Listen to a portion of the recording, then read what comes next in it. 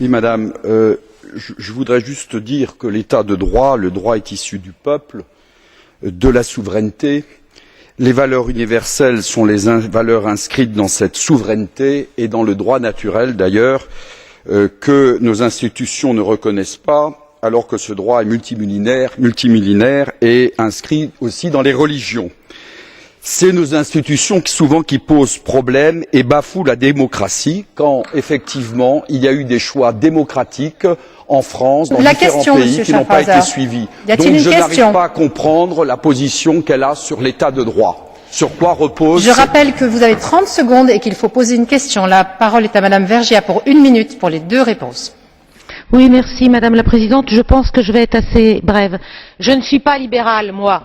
Je n'ai aucun problème, je n'ai pas de dogmatisme en la matière, je ne suis pas pour que les institutions européennes posent des dogmes comme elles le font en matière économique en ce moment.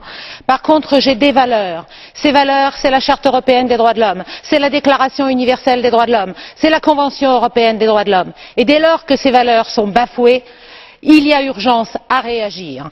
Quant à la deuxième intervention, je me renvoie juste à l'OSCE qui a dit justement que les élections en Hongrie n'avaient pas été démocratiques. Je passe